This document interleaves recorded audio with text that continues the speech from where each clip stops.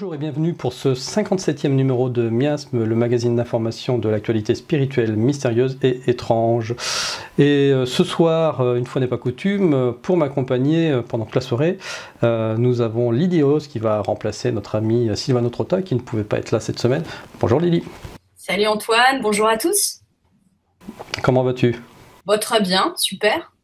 C'est bientôt l'été, on va enfin pouvoir partir en vacances, donc c'est bien. D'ailleurs, j'en profite pour dire que Miasme ne sera pas fermé pendant l'été. Il y aura, on va dire, un service minimum, au moins par rapport aux personnes qui sont sur Tipeee.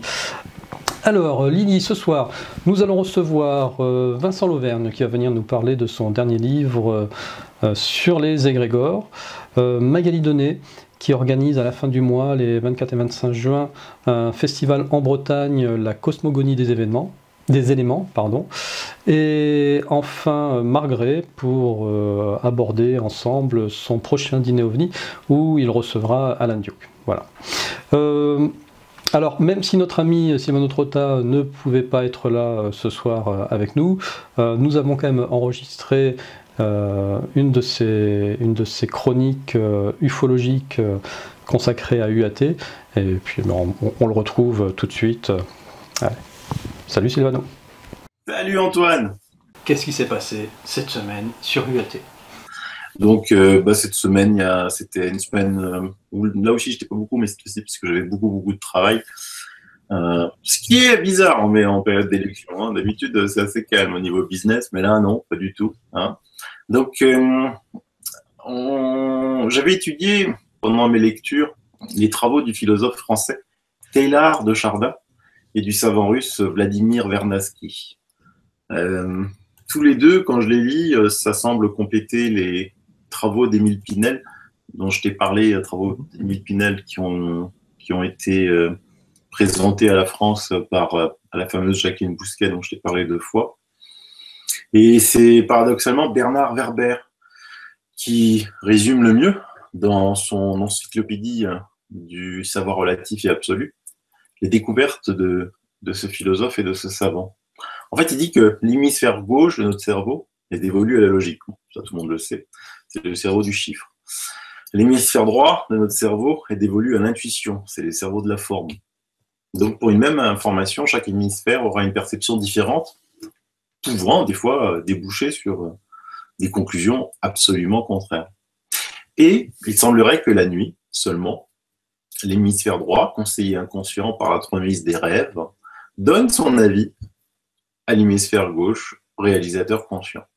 Et selon Vernadsky et Teilhard de Chardin, ce cerveau droit intuitif serait doté d'un autre don encore, celui de pouvoir se brancher sur ce qu'il nomme la noosphère.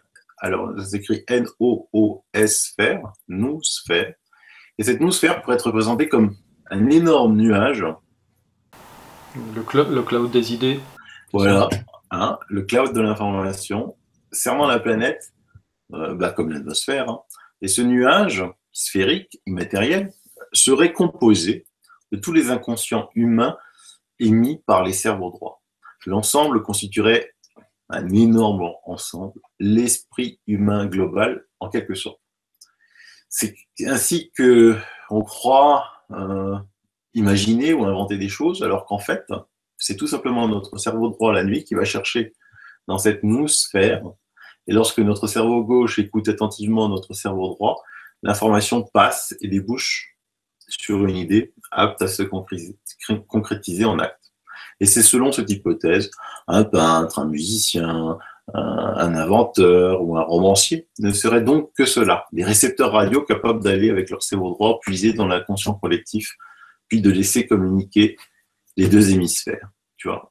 Alors, il faut mettre en relation ça avec les apparitions d'OVNI rapprochées.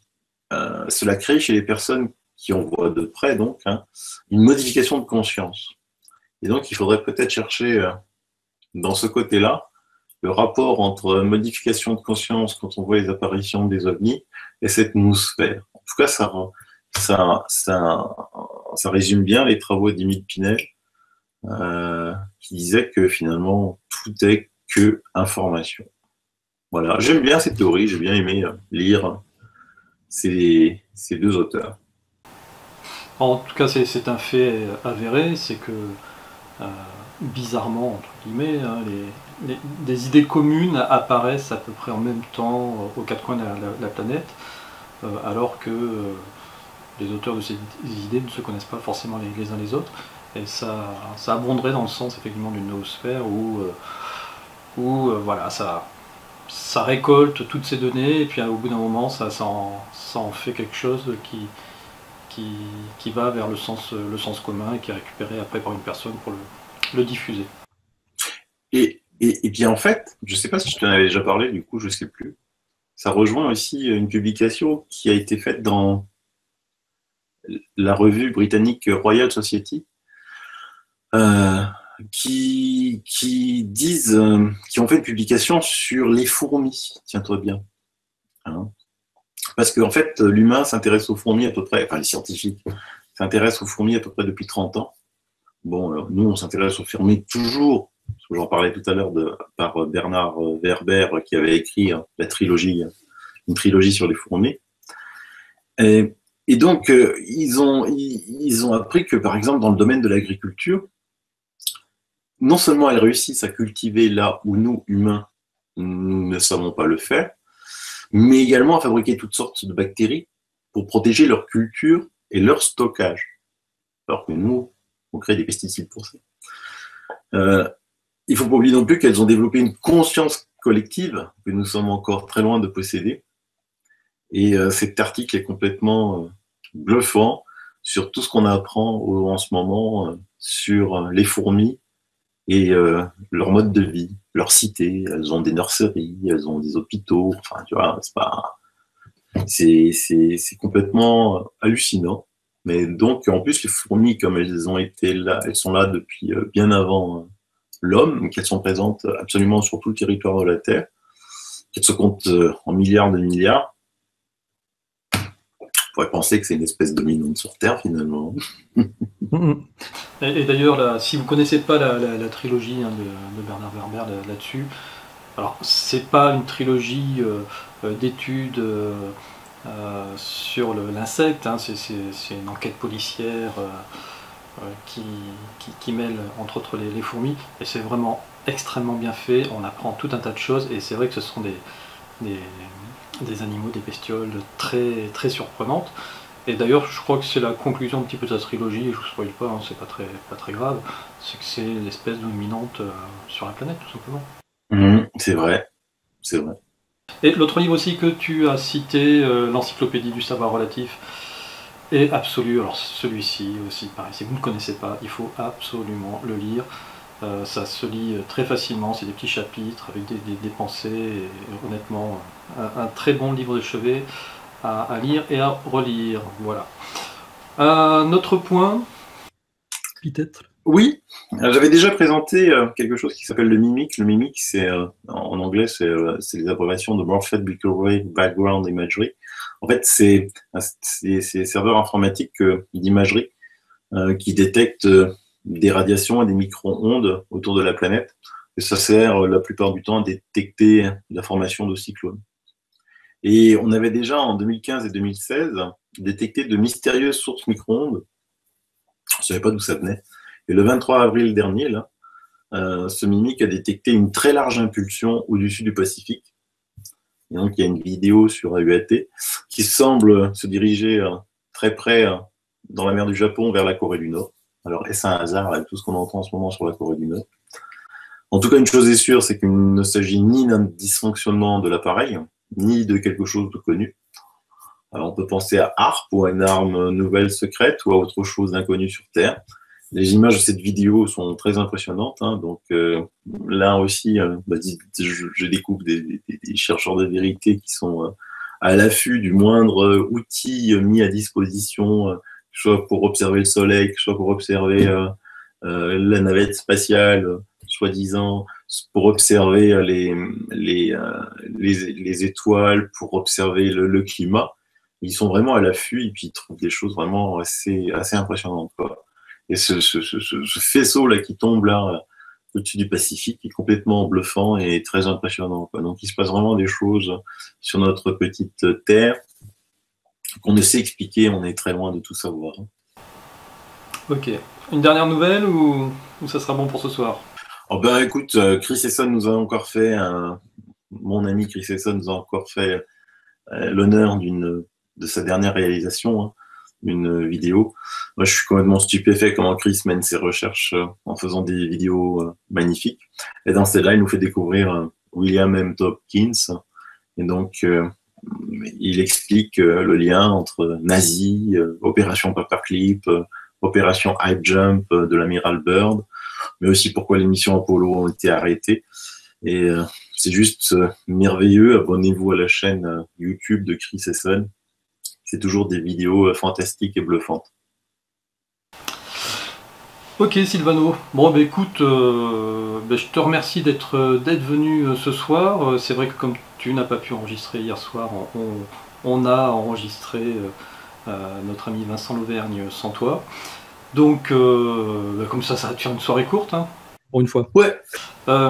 Bon Sylvano, je te souhaite une bonne soirée, puis nous on va retrouver Lilios qui va te remplacer au pied levé. Ciao Sylvano. Ciao, ciao. Voilà, alors Lydie, toi ce soir, tu voulais nous parler de quoi dans ta chronique de sagesse de Vénusienne? Alors aujourd'hui, je voudrais parler tout simplement de l'importance de la construction du lien. Et particulièrement, je voudrais mettre ça en rapport avec l'alchimie spirituelle, puisque tout à l'heure, on aura Marc Gray qui va nous parler un petit peu de ça très rapidement. Et donc, j'avais envie d'en profiter. Et j'ai envie d'attirer l'attention de mes amis terriens, tout simplement sur le fait que, finalement, réaliser cette alchimie suprême, à mes yeux, de vénusienne, eh bien, c'est épouser sa multidimensionnalité. Et précisément, c'est synthétiser à l'intérieur de soi l'esprit, l'âme et le corps, et donc par cela réaliser en fait la fameuse Sainte Trinité. Alors pour dire les choses simplement, je dirais que trouver l'unité intérieure, finalement, c'est bâtir du lien entre toutes les parts de notre être multifacette et multidimensionnel. Il s'agit en fait de matérialiser, c'est-à-dire d'inscrire dans la matière le lien entre toutes les parts de soi. Mais aussi, il s'agit de nous lier les uns aux autres, ou plutôt de rendre ce lien tangible, matériel. Parce que, évidemment, dans l'absolu, on est déjà tous reliés les uns aux autres. Alors, à travers ce que certains appellent l'inconscient collectif, mais aussi parce que, tout simplement, l'énergie vitale qui s'écoule en chacun d'entre nous, eh bien, est une seule et même énergie. Alors, il s'agit pour nous de matérialiser, de rendre vivants, en fait, les liens invisibles qui relient tout ce qui est dans ce monde de la manifestation. Alors justement, il faut entendre en fait le mot lien, L-I-U-N. Le lien, en fait, c'est ce qui relie dans le monde manifesté toutes les parties de l'un, L'-U-N, qui se sont incarnées ici. En fait, le lien, à mes yeux, c'est l'expression physique de l'amour, sa réalisation concrète, en fait, dans le monde matériel. On pourrait dire, en fait, que le lien, c'est le manifester, là où l'amour est ce qui se manifeste. Ainsi, le lien doit être recherché, expérimenté, perfectionné et enduré avec la plus grande joie, afin de favoriser sa durabilité. Parce que, précisément, ce lien veut être la manifestation de l'immortalité de l'amour. Ainsi, vivre et assumer le lien à l'autre dans le monde de la manifestation, finalement, c'est faire l'expérience ultime dans la matière de cette reliance invisible qui nous interconnecte les uns avec les autres comme le vaste réseau neuronal d'un cerveau. Oui, à mes yeux, il est possible, dans cette matrice, de vivre cette expérience de communion entre les êtres.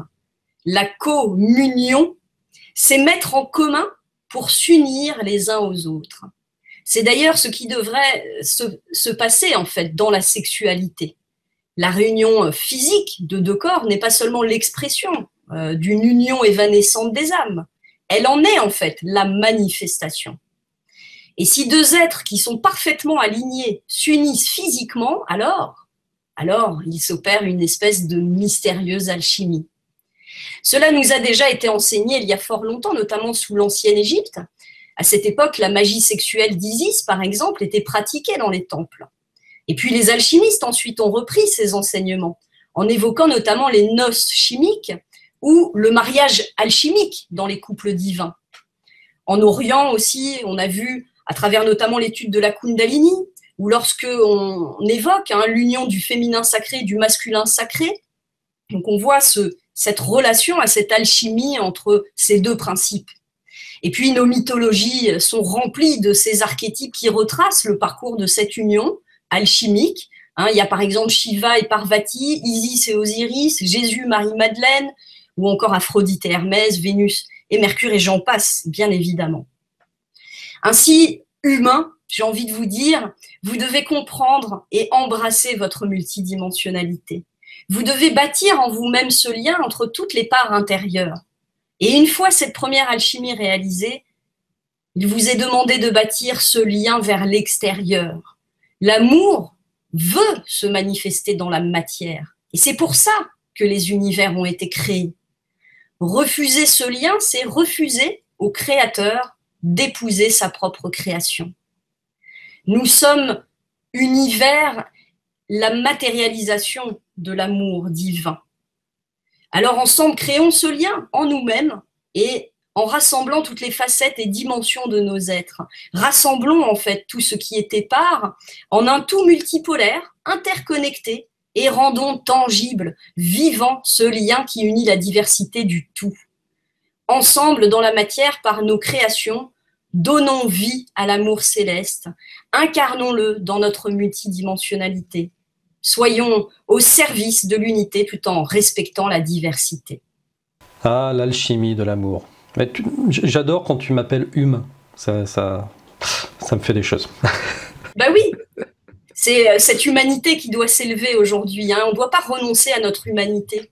Parce qu'on entend beaucoup justement les guides spirituels terrestres, qui sont tous des hommes, je le précise quand même, nous dire que la vie est une expérience et qu'au fond, l'objectif suprême, c'est la libération de l'âme. Et qu'il faut rejoindre le divin, en fait, retourner à l'indifférencié, à l'état initial, quoi. En fait, l'expérience, quand on entend des choses comme ça, des fois, on se demande si c'est pas une erreur, tu vois. Il y a eu une faute, quoi. Il y a eu un truc qui s'est mal passé. On dirait que c'est ça qu'il faut quitter à tout prix. Moi, c'est vrai que je pense qu'au contraire, on est là pour honorer la vie. Et c'est cette humanité qu'on doit faire monter. On doit aller vers notre humanité divine, quoi, tout simplement. On doit faire monter notre genre humain vers le meilleur, vers ce qu'il a de plus beau, de plus lumineux, en fait. Et c'est vrai que l'amour, c'est ça qui nous porte, en fait. Donc, ne nous privons pas de ce lien à l'autre. On est dans une société individualiste. Les gens ont de plus en plus de mal, et surtout les hommes et les femmes ont de plus en plus de mal à se lier. C'est triste quand même. Essayons tous de travailler en nous-mêmes, et puis ensuite, on aura peut-être de plus de facilité, effectivement, à s'unir les uns les autres. Mais c'est essentiel. Tout à fait. Il faut croire à l'amour. Ok Lily, écoute, je te remercie. Encore une rubrique empreinte et imprégnée de sagesse vénusienne. Eh bien écoute, je pense que ça va nous permettre de faire tout droit une transition avec notre prochain invité. Il s'agit de Magali Donnet qui organise la cosmogonie des éléments. Alors vous avez peut-être entendu parler l'année dernière de la syntonie des éléments. Eh bien voilà, elle organise ce deuxième festival cet été, c'est le 24 et 25 juin. Elle va nous expliquer de quoi il en retourne. Bonjour Magali. Bonsoir Antoine. Merci pour l'invitation. Alors je t'en prie, si je t'ai invité ce soir, c'est parce que je voulais qu'on parle ensemble de l'événement que tu organises les 24 et 25 juin prochains, qui s'appelle la cosmogonie des événements, et ça se passe à Mézières-sur-Couesnon. Alors c'est où ça, Mézières-sur-Couesnon? Alors c'est entre Rennes et Fougères, à côté de la ville de Saint-Aubin-du-Cormier. D'accord, en Bretagne. En Bretagne, oui. En Ille-et-Vilaine. Ok. Alors, cet événement, c'est la deuxième année que tu l'organises. Le précédent, c'était en 2016. On avait fait une première au mois d'octobre, le 1er et 2 octobre, au même endroit, qui s'appelait la Syntonie des éléments. Et donc, ça s'est référé qu'on s'est retrouvé avec une date qui était le jour de la Saint-Léger, qui était la fête des saints, en fait. Et là, donc, on avait commencé à organiser avec plusieurs, une session de conférence sur 2 jours, avec différents intervenants et différents musiciens et différentes méditations de groupe, quoi. On s'est retrouvés dans les environs 111, chiffre qui nous a été un peu révélateur pour certains, et plein de messages et de sens pour d'autres. Donc, voilà, et on était très contents des résultats. Il y a eu beaucoup de rencontres. Après, il faut dire que moi, créer ce genre d'événement, j'avais été touchée il y a 3 ans par un événement, un concert de bol de cristal. Et je me dis, tiens, je créerais bien des événements comme ça. Donc, c'était rester dans le petit coin de ma tête. Et puis, bon, moi, j'ai connu pas mal d'acteurs du changement et de travailleurs. Et voilà, c'était le moment et les dates correspondaient avec les rencontres. Cet événement qui t'avait marqué il y a 3 ans, c'était une rencontre qui avait été organisée par le Grand Changement, hein, c'est ça, à Dinan? C'était dans la vallée à Dinan, c'était magnifique, on était 300. C'était impressionnant. C'était juste un pique-nique qui était organisé par Stéphane et Gwendoline et celui qui a tous les bols de cristal. C'était vraiment une première pour moi et c'était splendide. En tout cas, c'était une chants. Ça avait été une révélation, d'accord. Et oui, on avait fait des rencontres avec d'autres et après on avait émis le souhait de créer ce genre d'événement dans la région parce qu'il nous avait quand même envoyé un mouvement, Stéphane, en nous regroupant, en nous disant essayez de vous mettre par région et créer des choses aussi ensemble pour vous aussi créer le changement. Donc chacun a eu des messages différents, quoi. D'accord. Et de mémoire, l'année dernière, il y avait Umberto Molinaro qui avait participé à la Syntonie. Ouais, ils venaient nous parler des crêpes circulaires et de leurs messages. Donc là, cette année, pendant ces 2 jours, quel est le programme? Là, c'est le 24 et le 25 juin. Donc, j'ai regardé les petites dates parce que c'est jamais trop anodin. Ça tombe le jour de la Saint-Jean-Baptiste, donc celui qui avait quand même baptisé le Christ, entre autres. Et le jour de la Saint-Prosper. Je ne sais pas si c'est annonciateur, mais je le souhaite de tout mon cœur, de beaucoup d'abondance pour chacun et un grand changement vers l'évolution. Et donc voilà. Donc là, par contre, ça se passe un petit peu autrement parce que cette fois-ci, on a organisé un village d'exposants créateurs pour mettre en avant des acteurs du changement de la région, des gens qui créent des choses de leurs mains pour pouvoir les faire connaître et pour par la suite créer des projets en commun, des ateliers, voilà, tout ce qui viendra par leur cœur, quoi, en fait. Et donc, cette fois-ci, j'ai encore Christian Duval qui vient pour nous parler d'alchimie et d'ascension, comme on est beaucoup en plein dedans en ce moment. Irina Senotti qui va nous parler du grand travail des grands planificateurs. Il y aura aussi Cédric Leroux, c'est ça? Oui, et donc on aura notre cher ami Cédric Leroux qui était également à la Syntonie et qui vient juste de sortir son livre Omni 96 Armo, où il va nous parler de sa reconnexion des flammes jumelles en lui et sur tout ce qui est sur l'amour. Et tu auras aussi 2 autres conférenciers. Donc on aura aussi notre cher ami Benoît Moisan qui va venir nous faire une conférence. Nous sommes de l'énergie vibrante dans un monde d'énergie. Et notre ami Joseph Scrum, qui est le créateur et le diffuseur de l'Arménite, pierre avec laquelle nous avons pas mal travaillé, l'Arménite et le Nouvel Âge. Donc voilà, et nous allons avoir plusieurs exposants pour le village d'exposants dans différents domaines de création. D'accord. Alors en parcourant ton programme, j'ai cru aussi comprendre que tu avais des harpistes qui viendraient. Oui, il y a Dana, la fée, avec qui on fait intervenir à chaque fois, qui nous a demandé de revenir. Elle fait des chants aussi, des chants de voix et de la harpe.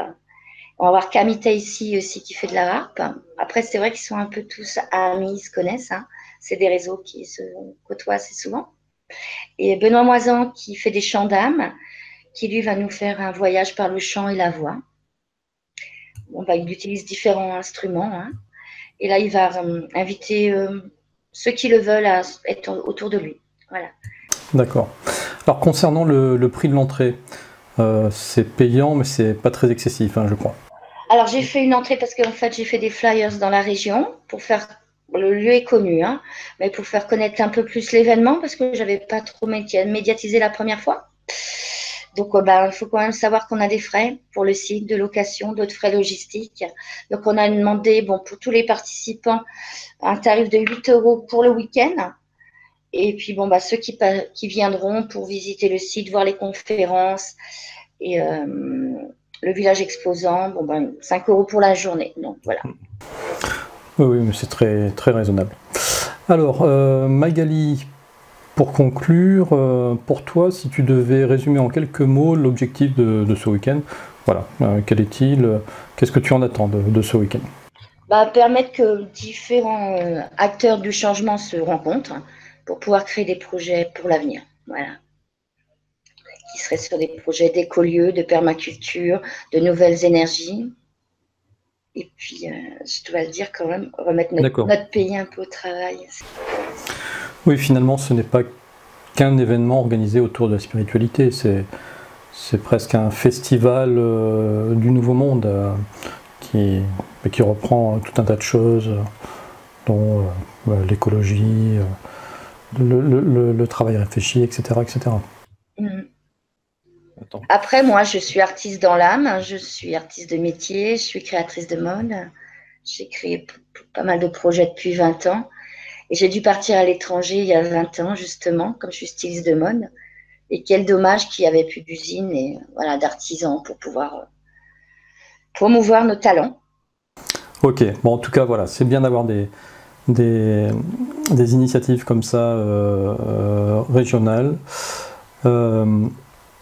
Et puis j'espère que ça va très très bien se passer. Je suis sûr que ça va très très bien se passer, et puis qu'il y en aura beaucoup derrière. J'ai déjà des bons retours, et puis là, en 15 jours, je vais avoir des surprises, je sais, parce que là, déjà aujourd'hui, on m'a parlé de musiciens polynésiens qui vont venir pour intervenir, avec de la musique, peut-être les danseuses, des tambours aussi. Ça va se remettre en place au fur et à mesure. Donc, il y aura plein d'autres petites surprises qui vont arriver là, sur le moment aussi, et à découvrir sur le lieu. Alors, donc ça se passe à Mézières-sur-Couesnon en Ille-et-Vilaine en Bretagne, et c'est les 24 et 25 juin, voilà, tout le week-end. Il fera d'ailleurs très beau, vous allez voir. Donc si vous êtes dans la région, soyez nombreux, et puis vous pouvez même venir de plus loin que la Bretagne. Voilà. Il y en a qui viennent de Paris, de Toulouse, il y en a qui viennent de Bourgogne, il y en a qui viennent de Bordeaux. Il y a pas mal déjà de réservations de fêtes. Ok Magali, écoute, je te remercie d'être passée, et puis je te dis à très bientôt. Moi aussi. À bientôt. Merci. Allez, ciao. Alors Lily, je te propose d'accueillir immédiatement notre ami Marc Gray. Bonjour Marc. Bonsoir tout le monde. Bonsoir Antoine, bonsoir Lily. Salut Marc.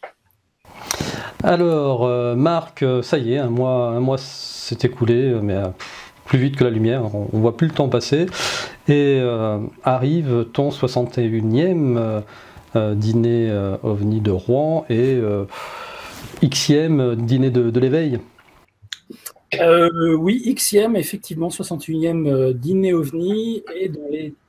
Et 27e, et le 27e rendez-vous de l'éveil. Voilà, je crois qu'on ne va jamais passer à simplement un rendez-vous de l'éveil parce qu'il y a toujours un peu d'OVNI dedans. Donc on ne va pas couper les ponts avec les anciennes habitudes. Même si dans ce cas-ci, Cassis, eh bien, notre ami Alain Duke, qui nous vient du Luxembourg, ne va pas du tout parler d'OVNI, lui. Il va nous parler d'alchimie spirituelle. Donc ça n'a rien... Je ne dirais pas que ça n'a rien à voir parce que tout est interconnecté, décloisonné et tous les sujets sont liés, en fait, pour moi. C'est un petit peu ma spécificité. Contrairement à l'ufologie traditionnelle où tout le monde est cloisonné dans sa petite boîte à penser, et moi je décloisonne tout et j'invite des gens qui nous parlent de tout, de la matrice, de la chimie spirituelle, de la vision à distance, de tout, enfin absolument tout. Et donc, notre cher Alain Duke, qui est un agitateur de conscience, autodidacte, auteur, conférencier, il fait aussi des séminaires, c'est un peu un électron libre qui s'est révélé dans les années 2000. Il est passionné de questions métaphysiques et donc il a commencé ses recherches il y a, je dirais, peut-être une vingtaine d'années, disons 17 ans pour être pour être exact, puisque c'est à l'aube de ce nouveau millénaire. Il a déjà 5 livres rédigés à son actif, dont Terre, Happy, Thérapie, le jeu de mots. Il adore jouer avec la langue des oiseaux et il nous fait des jeux de mots incroyables. Il est très spécialisé très porté sur l'astro-théologie et tous les mystères archéologiques et symboliques de ce monde, en fait. Donc voilà. Pour lui, l'évolution lente est bien plus efficace qu'une révolution. Pour lui, c'est une révolution sans le R qu'il faut faire. Une évolution constructive. Ce dont il n'a pas tort. Sur ce quoi il n'a pas tort, mais alors pour lui, la chimie spirituelle, alors je vais un petit peu lire son énoncé, et puis après je vous dirai qu'il nous réserve en fait une surprise sur place, dont je ne peux pas vous parler, parce qu'en plus je ne sais pas ce que ça va être une surprise, qui ne va pas être filmée d'ailleurs. Donc si vous voulez la voir, soit vous me demandez après, ou peut-être que j'en parlerai dans le compte-rendu écrit, ou alors vous venez sur place à Rouen, il n'y a que ça. Et alors, c'est quand la date exacte? Parce que moi, j'y connais rien. Je veux bien savoir la date. Eh bien, c'est le 17 juin prochain. Voilà, 17 juin prochain, à 19h, à L'étrier, à Sotteville-les-Rouen, près de Rouen. Et donc, venez nombreux. Vous allez découvrir quelques points cruciaux sur l'évolution intérieure, sur l'éveil, en tout cas, toujours l'éveil alchimique de l'âme. Et il n'est pas du tout New Age, notre ami Alan, puisqu'il est tout à fait le contraire. Pour lui, le New Age, c'est du pseudo-éveil, et on peut se perdre assez facilement avec tous ces pseudo-gourous en mal de reconnaissance et aussi de revenus économiques, puisqu'il y a beaucoup de faux guides spirituels dans le New Age. Pour lui, le jeu de l'ego du jeu qui nous bloque vers cet éveil à notre être super rigueur va nous permettre d'entrer dans la connaissance. Mais pour lui, l'alchimie, c'est le grand art et c'est une approche artistique qui est appuyée par la suite par la physique dite quantique. C'est une version moderne qui a repris pleinement conscience de l'interaction entre l'observateur et le sujet observé. Donc voilà, il va nous présenter tout ça avec un diaporama et puis s'appuyer sur beaucoup de jeux de mots, de rhétorique, de langue des oiseaux et de la magie des images. Il est très doué là-dedans, notre ami Alan. Ok. Donc ça se passe à Rouen samedi prochain, le samedi 17 juin. Et c'est à partir de 19h. Et donc il faut contacter Marc pour pouvoir réserver votre repas à L'étrier. Donc vous pouvez le contacter directement à partir de sa page freedomufo.com ou sur Facebook. Exactement. D'ailleurs, il y a un événement Facebook qui s'appelle Alan Duke, Alchimie spirituelle, Rouen en conférence. Donc vous pourrez trouver ça sur Facebook, ou m'écrire directement. D'ailleurs, il faut que je mette le menu sur l'événement Facebook, parce que je ne l'ai pas mis, je l'ai envoyé par email à tous les gens que j'invite, mais c'est vrai que ceux qui veulent juste s'inscrire par Facebook peuvent le faire aussi, et m'envoyer leur choix de menu au plus tard le jeudi avant la conférence. Ok. Alors, en dehors de ce dîner, Marc, tu as une actualité aussi au niveau des Web TV. Alors déjà, cette semaine, là, tu as sorti sur Miasme TV, sur Tipeee, un numéro spécial Matrice, et si on parlait vraiment d'ufologie. Et qu'est-ce que tu as de prévu pour ces semaines à venir? Il y a plein de choses de prévues. Je ne peux que te parler des choses qui vont sortir la semaine prochaine, puisque les autres interviews font partie soit d'un documentaire à venir dont je ne peux pas trop vous parler avec Michel Rousseau, et puis aussi sur le projet Camelot. On va après enregistrer 2 interviews avec un Américain qui veut nous parler de choses très, très, très avancées sur l'après-vie, sur le piège du tunnel de lumière, de la fausse lumière en fait, dans l'après-vie.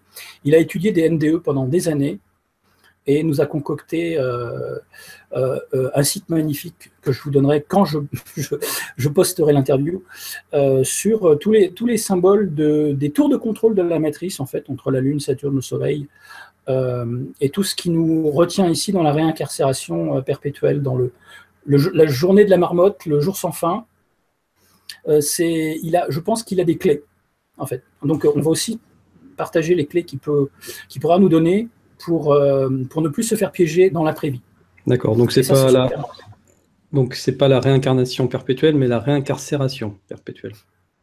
Oui, c'est un jeu de mots que j'aime bien faire depuis un mois, j'arrête pas de le faire et j'aime bien parce que ça correspond tout à fait à l'idée que beaucoup de gens avec lesquels je parle s'en font. Donc cette incarnation dans la matière peut être magnifique et elle peut être aussi totalement désastreuse. C'est vrai qu'on peut garder un équilibre entre les deux, mais si on fait un état des lieux répétitif et cyclique dans la boucle de la matrice, on s'aperçoit que c'est simplement l'entretien d'un moteur de souffrance. Donc une fois qu'on a compris ça, on y pense plus comme une prison vibratoire et comme une réincarcération qu'une réincarnation. Voilà, c'est tout. Ok, c'est tout, c'est dit. La semaine prochaine, par contre, il y a une interview qui sort mercredi soir avec David Bouquet, qui va s'intituler Savoir perdu et conscience retrouvée. Donc, il va nous parler un peu des écoles des mystères, des anciennes écoles des mystères, du savoir perdu des anciens et comment on peut appliquer ces connaissances dans le monde actuel, voilà, pour avancer et pour libérer sa conscience. Donc, ça va être très intéressant également sur la chaîne FON, donc Freedom UFO Network, mercredi soir, 21h. Ok, entendu. Bon, bah, écoute Marc, merci de ce passage mensuel, hein, on va dire. Donc nous, on se retrouve le mois prochain, au début du mois, pour le numéro du mois de juillet de Et si on parlait vraiment d'ufologie, qui lui aussi sera un numéro exceptionnel consacré au DARPA. Vous verrez, on apprend vraiment beaucoup de choses. Et puis on se revoit j'allais dire courant juillet, mais même très tôt en juillet, parce que tu as changé la date de ton prochain dîner OVNI du mois de juillet. Oui, qui sera avancé au 8 juillet au lieu du 23. Donc attention, il y a très peu de temps entre le 17 juin et le 8 juillet. Donc vous serez à peine remis de la nuque que vous allez plonger dans un autre thème que je vous dévoile maintenant ou j'attends. Vas-y, que ça sera fait, parce que c'est dans 3 semaines. Tu peux déjà en parler si tu veux. Le voyage dans le temps. Voilà, on aura quelqu'un qui va venir nous parler du voyage dans le temps.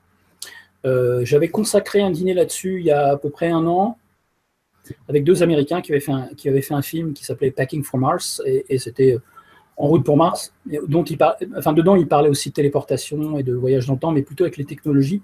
Et là, on va parler un petit peu sur d'autres plans du voyage dans le temps avec quelqu'un que je dévoilerai plus tard, voilà, et que tu connais aussi.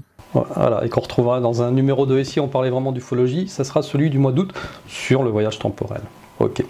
On se retrouve en 2022 donc, ou en 2014 si tu veux, c'est comme tu veux. Bon, bien Marc, je te remercie pour ton passage et puis je te dis à très bientôt. Merci, à très bientôt dans cette ligne temporelle ou une autre, hein, on verra. Salut Marc, à bientôt. Salut, ciao, ciao. Lily, je te propose maintenant, c'est de retrouver notre ami Vincent Lauvergne, que j'ai enregistré il y a déjà 2-3 semaines pour son livre sur les égrégores. Et puis j'en profite aussi pour vous renvoyer à son émission Rencontre hors du commun qui avait été filmée au mois de mars, je crois, et qui va sortir dimanche. Voilà. Allez, Vincent Lauvergne. Bonsoir Antoine, bonsoir Lily. Alors, Vincent, donc, si on a souhaité te retrouver à nouveau ce soir, c'est parce que tu as sorti donc le livre dont on a parlé pendant notre entretien dans Rencontre hors du commun, ton livre sur les égrégores. Et oui, donc je peux te le montrer si tu veux. Oui. Donc je viens de sortir cet ouvrage aux éditions Trajectoire, La magie des égrégores. Donc en fait, ça fait suite à ma vidéo que j'avais réalisée je crois que ça fait il y a 2 ans maintenant sur Facebook, sur YouTube, pardon, que j'avais mis en ligne, et puis maintenant elle continue de tourner actuellement et elle a fait plus de 40 000 vues, ce qui est pas mal. Ce qui est très bien. Ce qui est très bien, ouais, je suis dans les 44 000 ou 45 000 vues. Et ça continue de tourner, c'est assez rigolo. Et donc, à la suite de cette vidéo qui m'a surpris, hein, puisque je ne m'attendais pas du tout à ce qu'il y ait autant de gens intéressés par le sujet, donc à la suite de cette vidéo, j'ai d'abord proposé un cours en vidéoconférence qui est disponible sur mon site internet. Et dans la foulée, en fait, j'ai écrit un livre où je rassemble un maximum d'informations sur ce que sont les égrégores, aussi bien au niveau théorique que pratique. En fait. Et pour étayer ces informations, tu as vraiment fait un travail de recherche, et ce travail de recherche t'a amené d'ailleurs à faire un certain nombre de découvertes.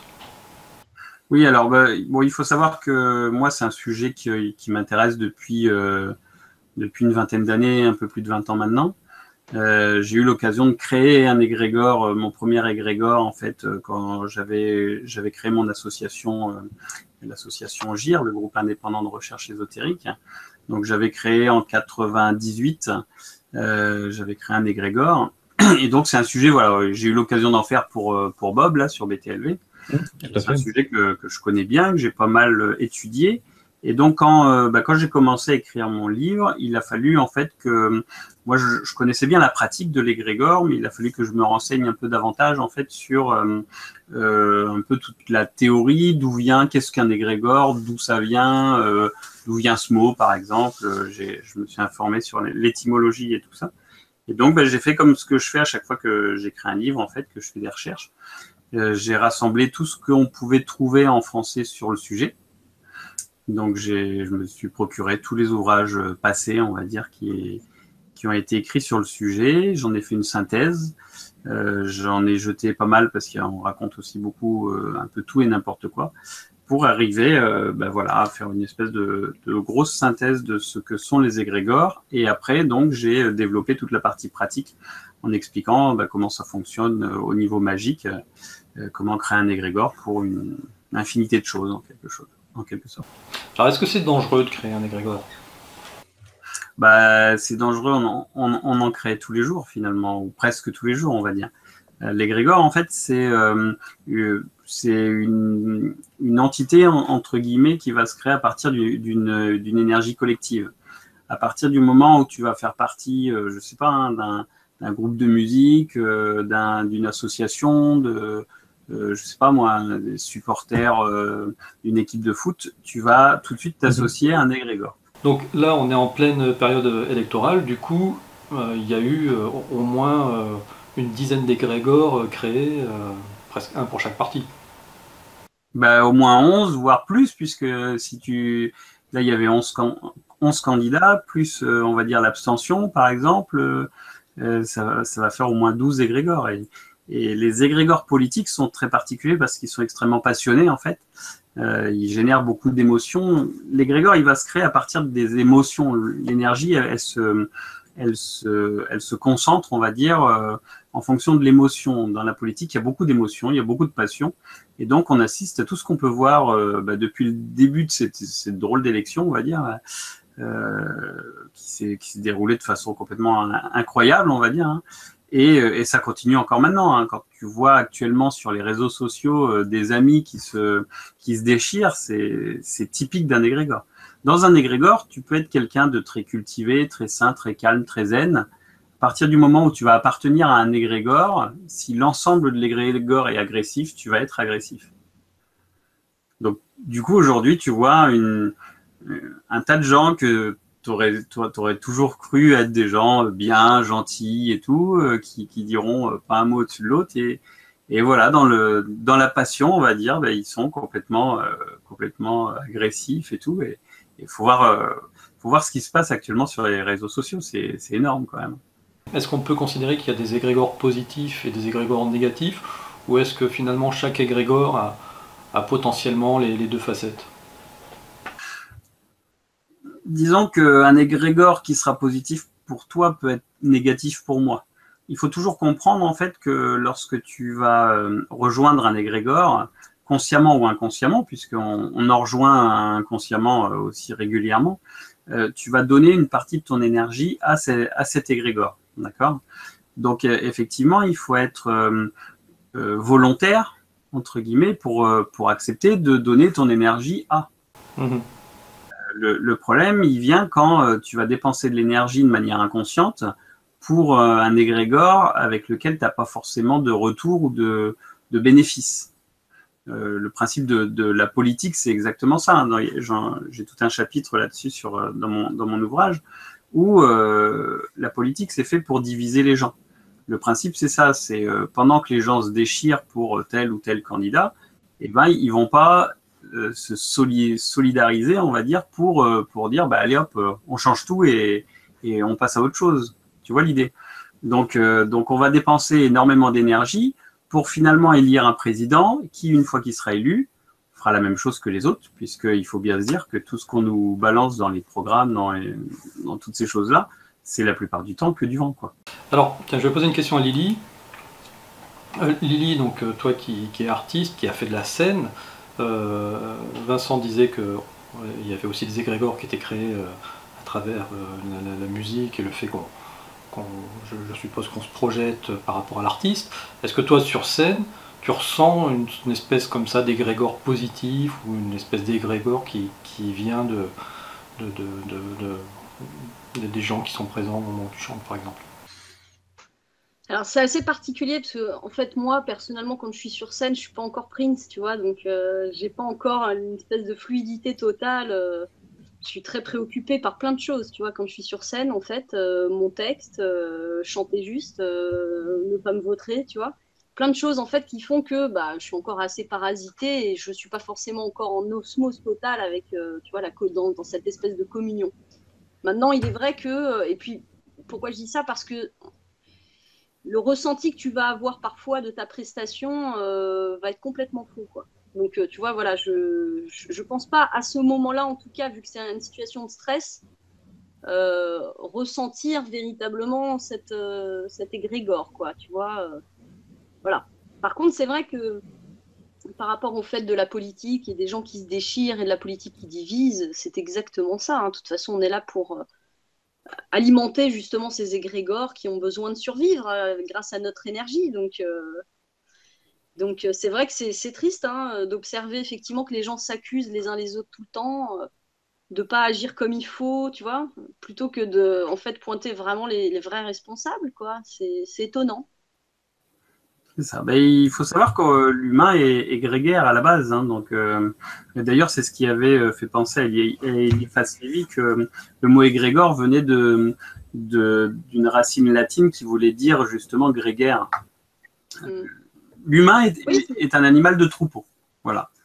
Partant de là, ben, il se comporte forcément. On dit souvent que les gens sont des moutons, mais ben, oui, c'est le principe en fait. L'humain tout seul, lâché dans la nature, il se fait bouffer. Il n'est fort que parce qu'il est nombreux. Il sait gérer le groupe, on va dire. Donc forcément, il faut des leaders qui manipulent les autres. Les égrégores, c'est la facette énergétique de tout ça, on va dire.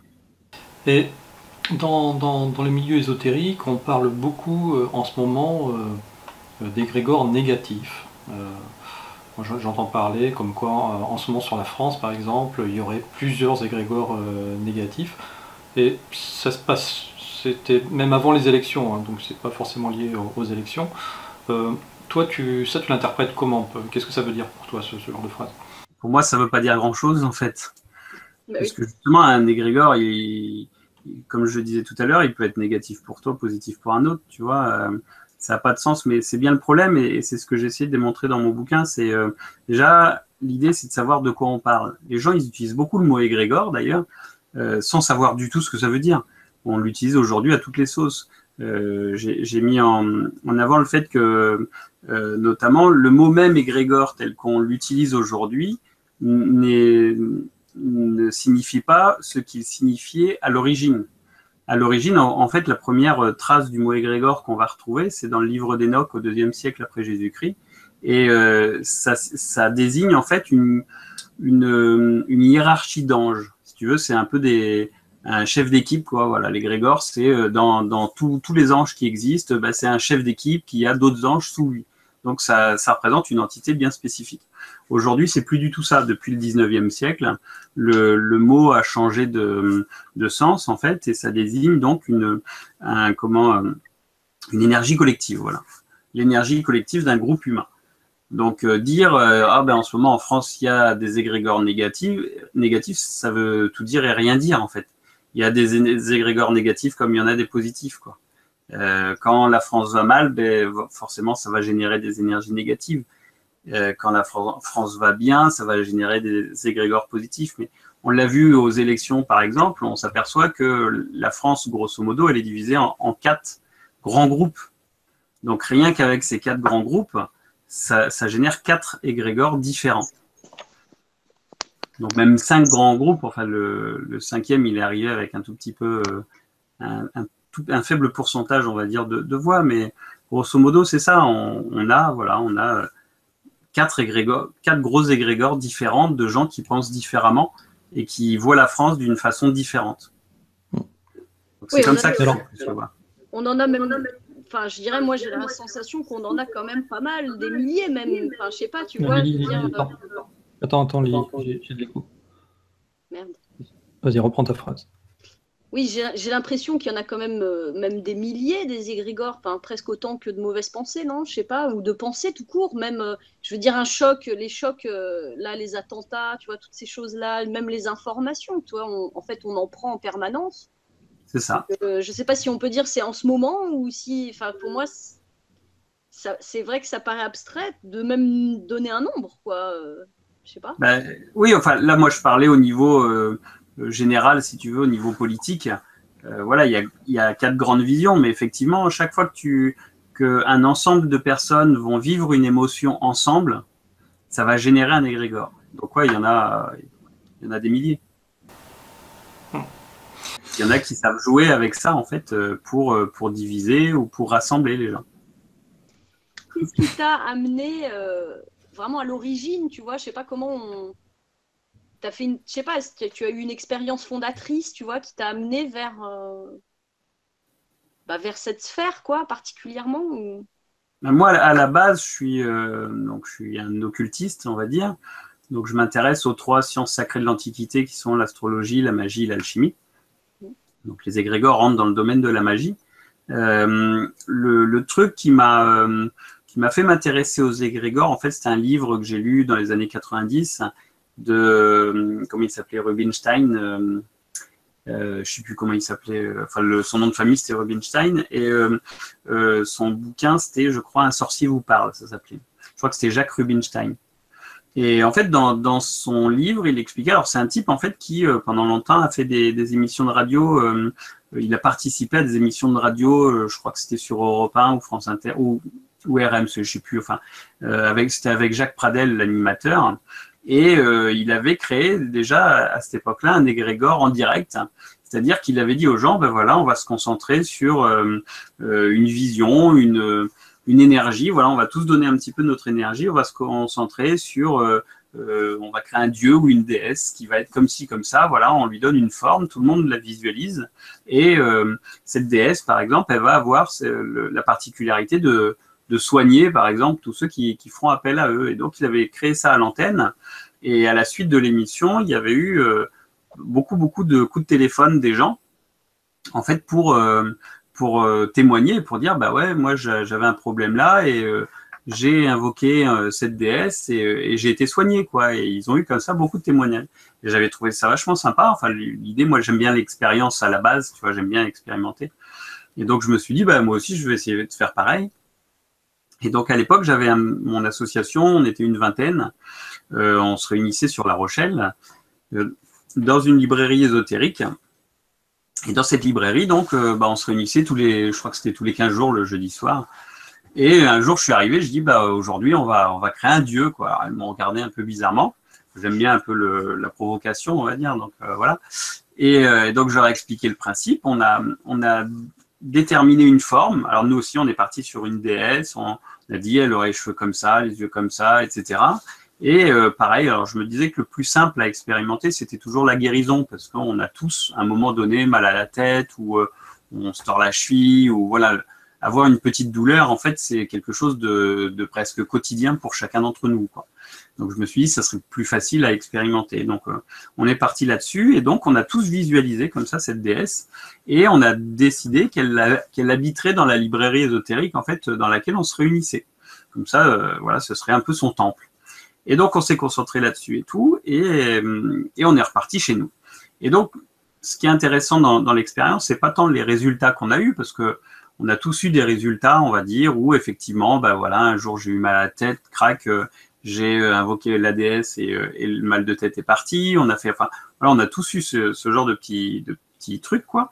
Sauf qu'on pourrait très bien dire, bah, après tout, qu'est-ce qui nous dit que c'est pas un placebo, quoi? Qu'est-ce qui nous dit que c'est pas simplement, bah voilà, si je me dis que quelqu'un vient m'aider, hop, je me soigne automatiquement. Donc c'est pas ce qui m'a intéressé le plus dans l'expérience. Ce qui m'a intéressé le plus dans l'expérience, c'était quelque chose qui n'était pas du tout prévu. C'est le fait que, comme on était dans une librairie ésotérique, donc la libraire, elle était de l'autre côté, en fait, elle savait ce qui s'était passé. Et en fait, il y avait souvent des médiums qui passaient dans sa librairie, forcément, c'est un peu l'endroit où on en trouve le plus. Et ce qui a été rigolo, c'est que pendant toute la durée de la vie de cette déesse, il y avait des médiums ou des voyantes qui venaient voir la libraire, qui disaient écoute, n'aie pas peur, mais dans ta boutique, il y a un fantôme, et il ressemble à ça, ça, ça. Et en fait, il décrivait exactement ce qu'on avait créé. Donc c'est ça qui m'a vraiment particulièrement intéressé, parce que là, on avait vraiment une preuve de gens qui ne savaient pas ce qui se passait là le jeudi soir, qui ne savaient pas ce qu'on avait créé, et qui voyaient donc dans l'astral une forme qu'on avait décidé qu'on avait créée, en fait. Et donc voilà, donc je suis parti de ça, et bon, après j'ai eu l'occasion d'en faire d'autres, d'en faire plusieurs, et puis d'en faire chez Bob aussi. Donc voilà, donc c'est ça que je trouve assez intéressant, et le fait de comprendre que cette énergie d'un groupe, elle peut être canalisée et elle peut être utilisée, c'est aussi intéressant à savoir, puisque aujourd'hui on voit beaucoup des prières pour la planète, des prières pour ceci, allez, on se rassemble tous tel jour à telle heure et puis on va tous prier pour faire ceci ou cela. Et ce qui me gêne dans tout ça, c'est que finalement, je ne sais pas qui organise et je ne sais pas réellement vers qui ça va l'énergie que je vais donner à ce moment-là. Parce qu'à chaque fois qu'on se réunit en groupe, qu'on se dirige vers un but commun, on va dire, on va donner une énergie, et il peut toujours y avoir quelqu'un qui récupère cette énergie pour en faire quelque chose qu'il a décidé. Alors attends, ça c'est intéressant ce que tu dis, c'est-à-dire que on peut potentiellement créer un égrégore qu'on pense être positif en disant voilà, on va sauver la planète, on va la revitaliser, etc., etc.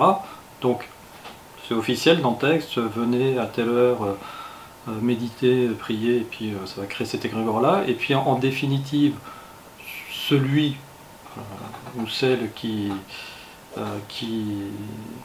aurait le savoir-faire pourrait récupérer toute cette énergie pour en faire quelque chose de beaucoup plus mauvais que ce qui...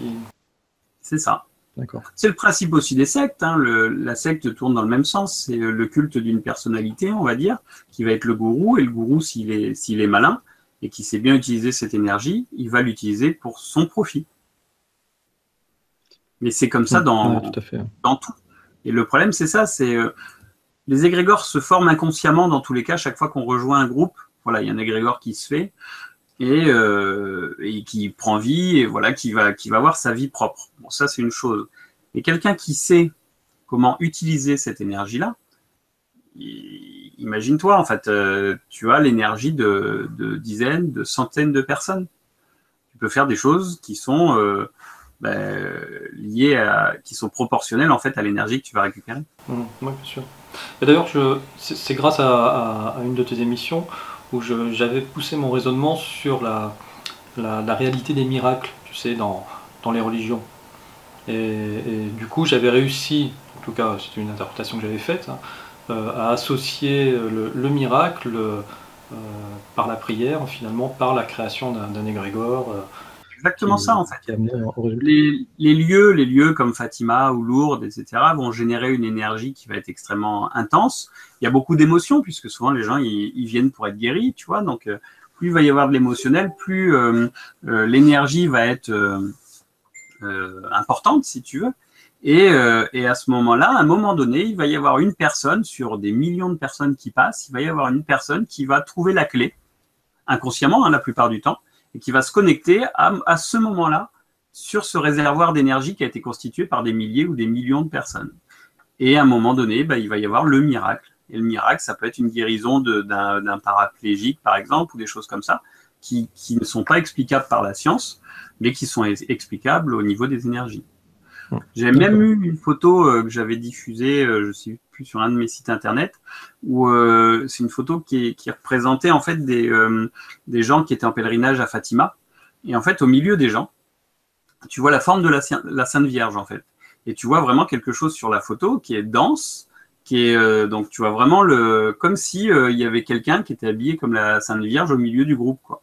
Et en réalité, c'est pas la Sainte Vierge, c'est un égrégore qui est apparu en fait sur la pellicule. Lily, tu voulais rajouter quelque chose? Non, je voulais poser une question parce que par rapport à cette récupération d'énergie, moi c'est vrai qu'il y a un truc j'ai du mal à adhérer à cette idée, que j'entends bien que certains peuvent diriger des égrégores, etc. Mais par exemple, tu vois, quand tu pries quelque part ou que tu adresses une énergie, justement, si ton énergie, c'est une énergie d'amour et que tu pries dans une direction spécifique, je vois pas comment cette énergie peut être détournée, tu vois, parce que pour moi, l'intention, la vibration de l'âme de celui qui est dans cette émission d'énergie, pour moi, elle prime, tu vois, elle prime surtout, en fait.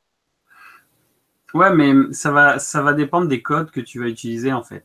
Si tu veux, pour faire large, on va dire, grosso modo, très très loin dans l'univers, il y a Dieu, ce qu'on imagine être Dieu, d'accord? On va dire ça. Et nous, sur notre petite planète, il y a nous. Entre Dieu et nous, les hommes, toutes les cultures, tout ça, ils ont mis des codes, un certain nombre de codes qui vont te dire, voilà, si tu veux accéder à la divinité, il va falloir que tu pries comme ci, comme ça, ou il va falloir que tu l'appelles comme ça ou comme ça. Et en fait, tous ces codes-là ne sont finalement que des programmes qui vont permettre de récupérer à un moment donné l'énergie que tu vas envoyer. Elle va être récupérée soit si ces gens-là sont altruistes et vraiment ont réalisé leur programme, entre guillemets, dans un but d'évolution spirituelle, effectivement, ça va partir très, très bien. Soit, si c'est comme... Alors, je prends souvent l'exemple de l'Église catholique parce que c'est vraiment... le principe même, si tu veux, alors souvent on dit c'est une secte qui a bien réussi, quoi. C'est le principe, c'est en fait on va envoyer toute notre énergie vers une vision de Dieu à laquelle on nous a appris depuis tout petit, on nous a même carrément formaté là-dedans depuis tout petit, puisque je rappelle que le baptême, il est pas forcément, comment on dit, volontaire, hein. Quand on nous baptise, on nous relie à un égrégore, et cet égrégore-là va surtout servir à gonfler les poches, en quelque sorte, de ses maîtres. Donc, en fait, tout dépend du chemin que tu vas utiliser pour envoyer ta prière. Tu veux dire que si tu es dans un rituel, en fait, c'est ça que tu es en train de dire, que le rituel est un détournement énergétique, quoi. C'est grave ce que tu dis quand même, il faut en avoir conscience. C'est le principe, hein. Le rituel, si tu veux, c'est le programme qui va permettre de récupérer ton énergie et d'en faire quelque chose. Si le rituel est bon et sain, ce quelque chose sera bon et sain. S'il ne l'est pas, donc ton énergie, de toute façon, t'es une station-service en quelque sorte. Ok. Et est-ce que tu peux expliquer, la différence entre égrégore, pensée-forme et archétype? Alors, on parle de forme-pensée. Alors, l'archétype et l'égrégore, l'archétype, c'est la vision psychologique, on va dire, c'est la vision un peu jungienne de l'égrégore. D'accord? Donc, dans l'archétype, on reste du domaine de la, comment dire, de la pensée, on va dire. Il va rien y avoir de matériel, en quelque sorte, enfin, de construit, tu vois. Hein? Tu veux dire, il n'y aura pas d'énergie? Ouais, voilà, on met de côté le principe de l'énergie, si tu veux. La forme pensée, en fait, c'est un terme qui est relativement récent, il date du début du XXe siècle, et en fait, ça définit, toi, ta pensée seule. Donc toi, par exemple, il y a ton voisin qui, je sais pas, il a embouti ta voiture en partant ce matin, et tu vas générer une émotion négative, tu vas dire quel con celui-là, etc. Tu vas créer ce qu'on appelle une forme pensée.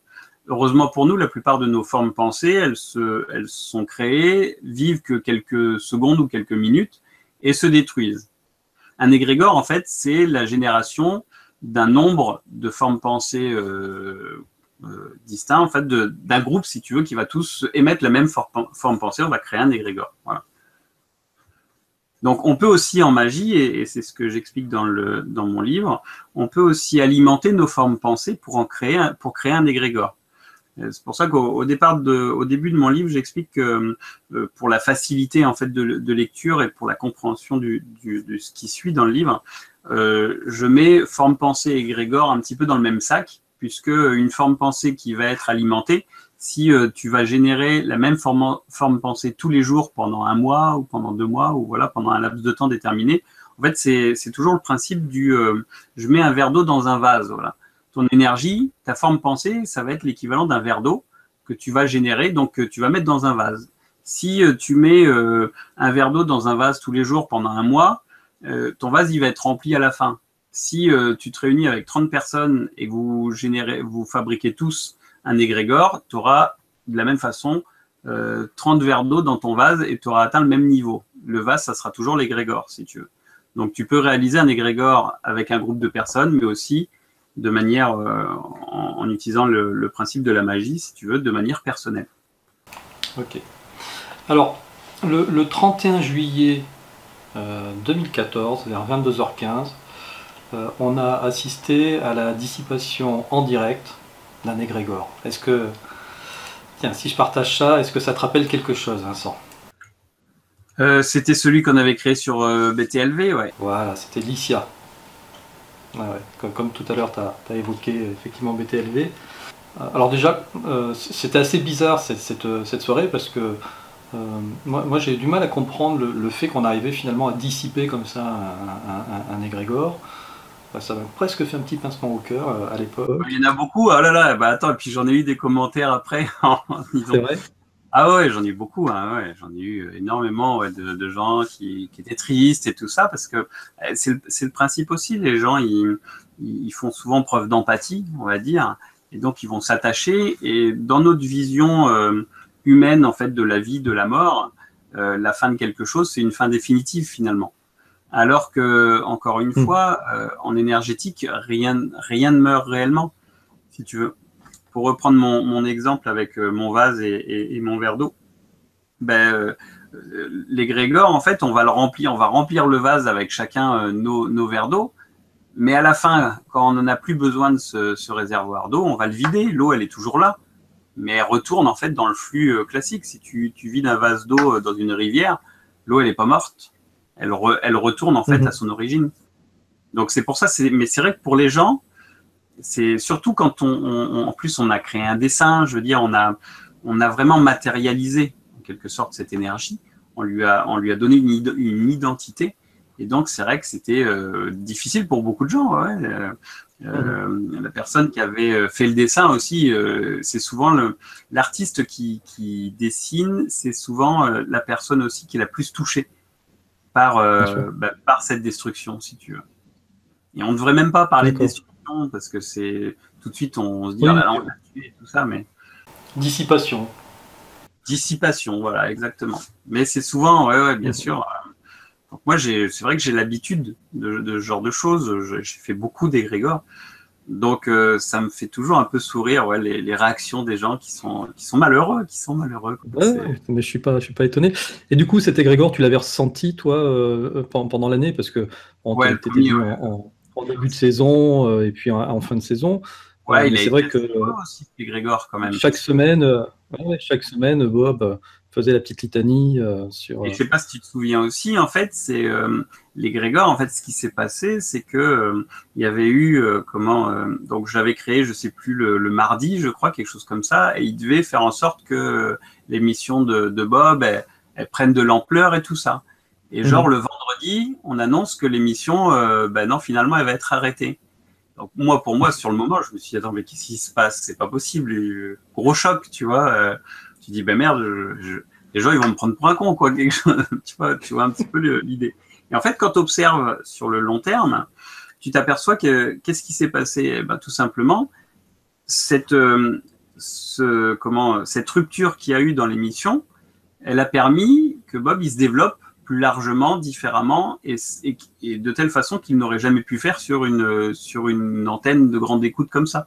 Et en fait, c'est là que tu t'aperçois, et ce que j'explique souvent en magie, en fait, il faut toujours faire très attention à ce qu'on fait, puisque les voies utilisées par la magie sont pas forcément les voies que toi, intellectuellement, tu vas imaginer au départ. Donc souvent, il y a des formes de rupture, des choses qui vont être cassées pour pouvoir reconstruire quelque chose de mieux. Et nous, dans notre façon de vivre tous les jours, on n'a pas l'habitude de ça. On va pas dire, tiens, je vais sacrifier ce que j'ai fait jusque-là parce que ça va me donner la possibilité de faire encore mieux. Tu vois, personne ne raisonne comme ça. Les gens, au contraire, ils vont s'accrocher à des choses, même si ces choses sont en train de s'écrouler.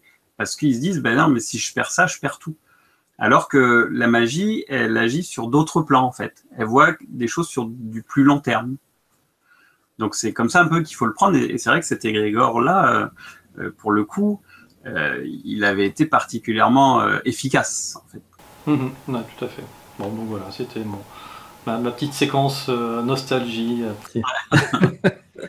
Petit clin d'œil à Alicia, qui est reparti dans son fleuve énergétique. Ok Vincent.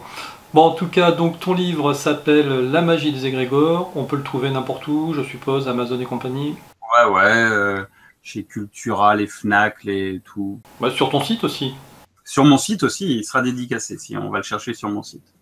Ah, c'est encore mieux, tu nous rappelles le nom de ton site? Oui, les remèdes de Paracels. Donc l'adresse, c'est www.paracels, Paracelse-remedies, remedies.fr. Voilà. T'as le nom de site le plus difficile à retenir.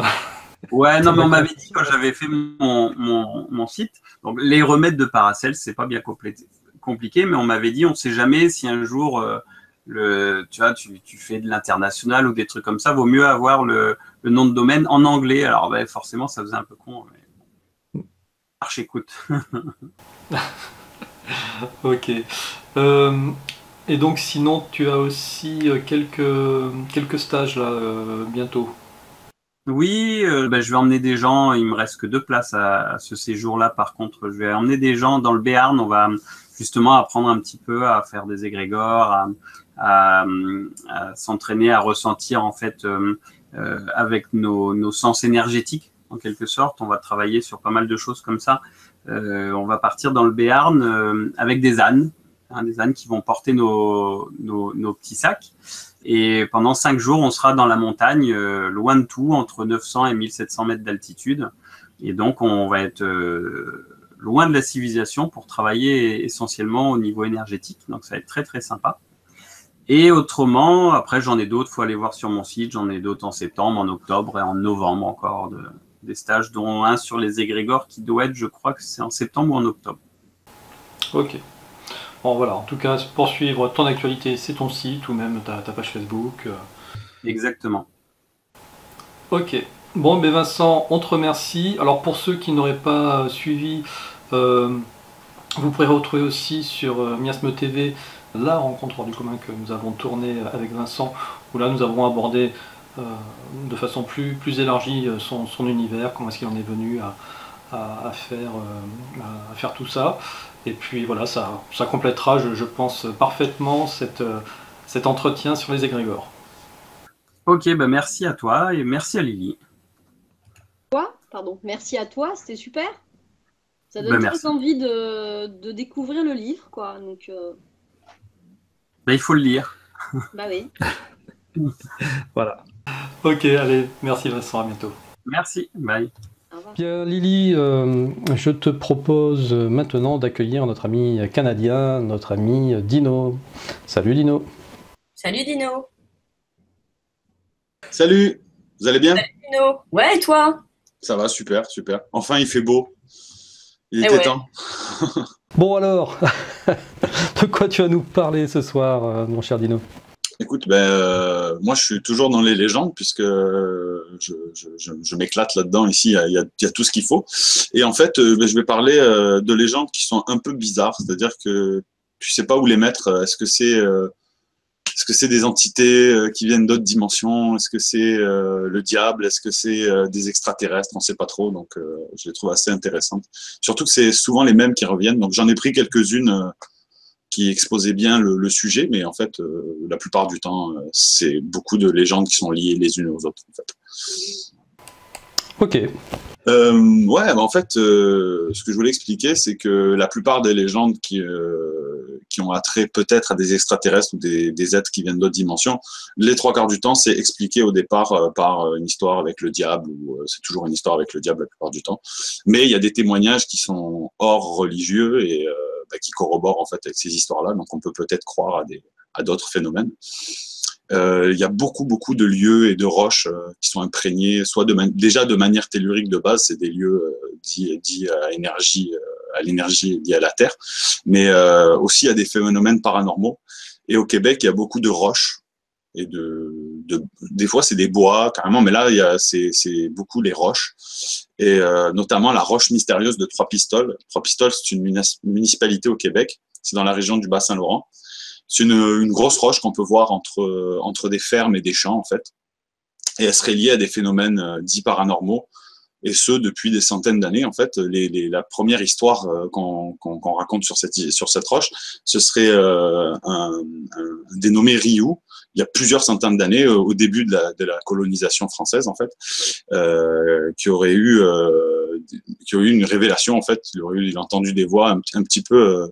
comme la première histoire des Mormons, il aurait entendu une voix en fait qui l'aurait appelé à cette roche, et il aurait fait la connaissance avec des êtres qui viennent d'autres dimensions et qui lui auraient en fait dévoilé certains secrets de la structure du monde en fait, et en fait qui lui aurait fait comprendre le système, que ces roches-là en fait, où la plupart des lieux dits liés en énergie seraient des points qui se relient entre eux et qui permettraient en fait de voyager, alors soit de manière physique ou carrément de manière spirituelle en fait, entre les dimensions et entre les mondes en fait, entre les différentes sphères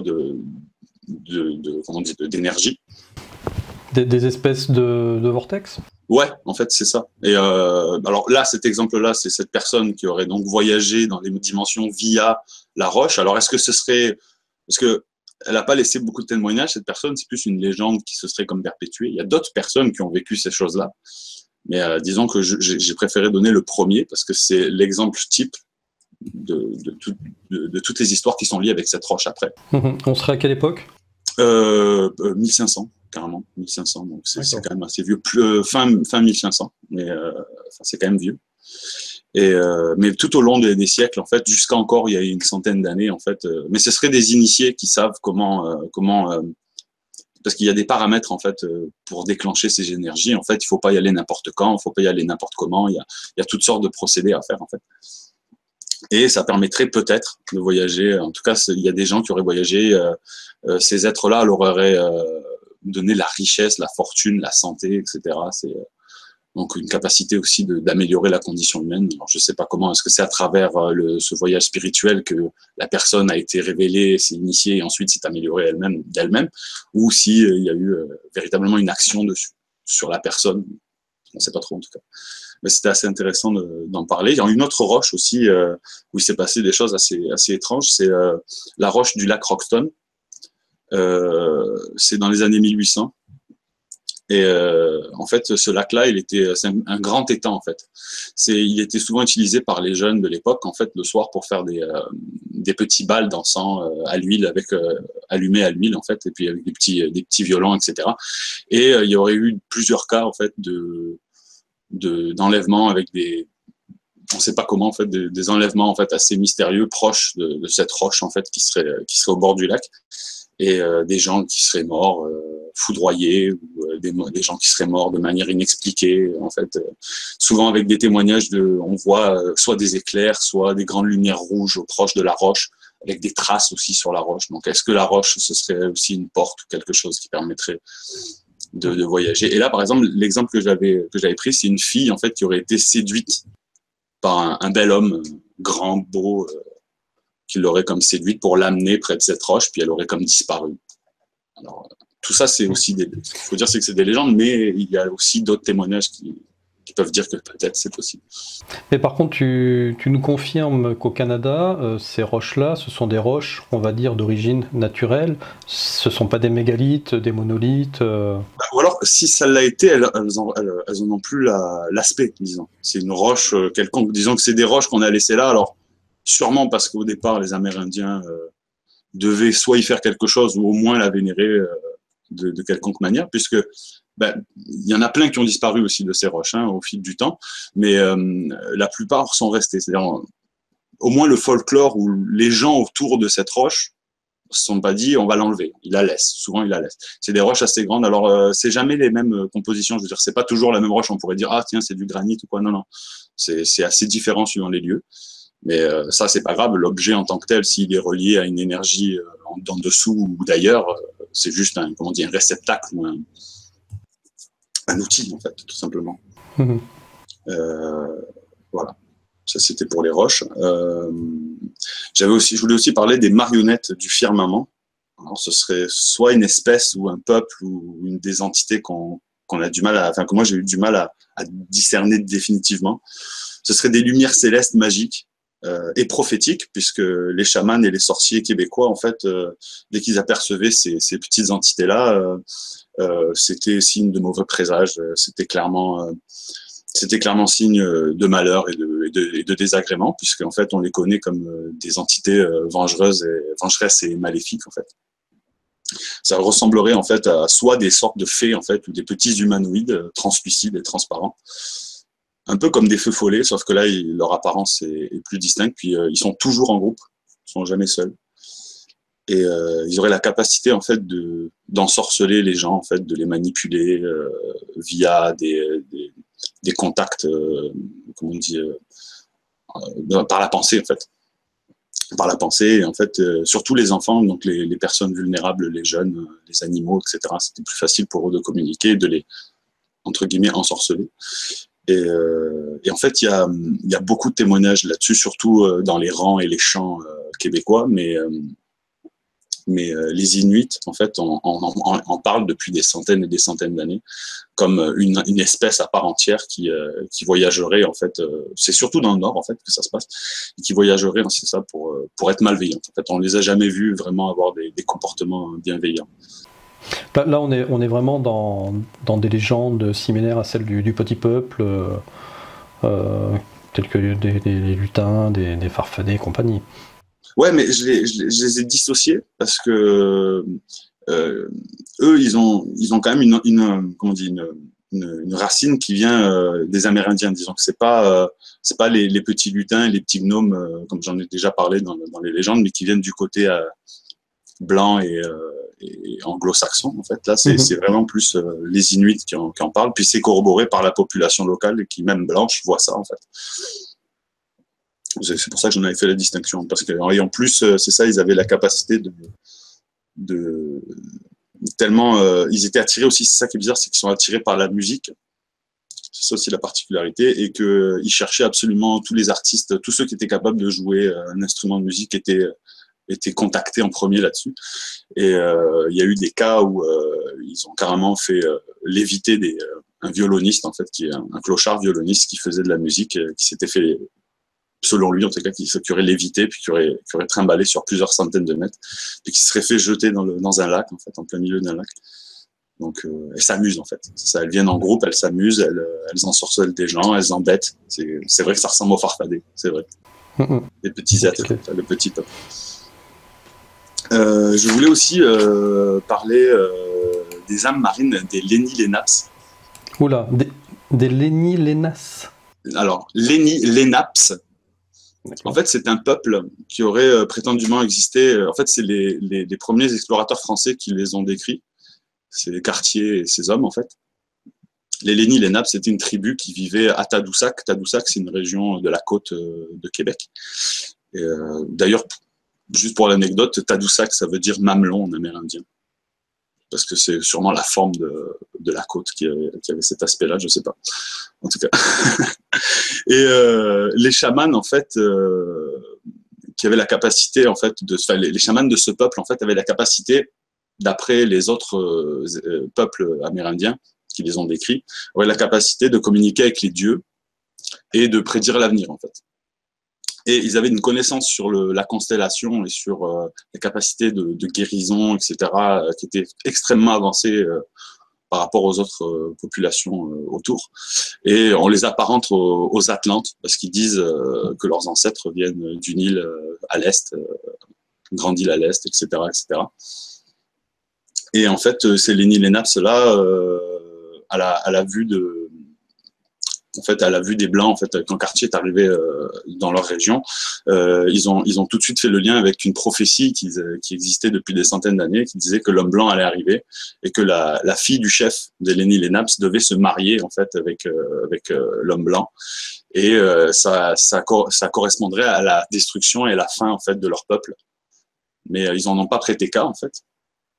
Et quand Cartier est arrivé, il a laissé un de ses hommes en fait qui justement avait envie de se marier avec la fille du chef et quelques autres hommes blancs dans le peuple des Lenni Lenapes. Et 2 ans après, quand Cartier est revenu, en fait, le peuple avait disparu. Et ils s'en sont aperçus en fait que plus tard, en fait, comment ça se fait qu'ils avaient disparu. C'est en fait un peuple à côté, les Inuits, un autre peuple amérindien qui avait entendu parler et qui avait vu en fait les hommes blancs débarquer et sympathiser avec les Lenni Lenapes. Avec les Lenni Lenapes, les aurait encerclés dans une forêt, auraient mis le feu et aurait tué en fait l'intégralité de la population, y compris les hommes de Jacques Cartier. Et la légende voudrait que en fait ils se soient, au moment de leur mort, en fait, ils se soient transformés pour pouvoir survivre d'une autre façon. Et on dit que les belugas, ce seraient les ancêtres, ce seraient les âmes des belugas seraient les Lenni Lenapes en fait. Voilà, c'est ça. D'accord. Intéressant aussi de. On sait pas trop, c'est toujours des légendes. Hein, mais... C'est les belugas, oui. les dauphins? Oui, c'est ceux qui ressemblent à des dauphins. Tu sais, ils ont un front un peu plus...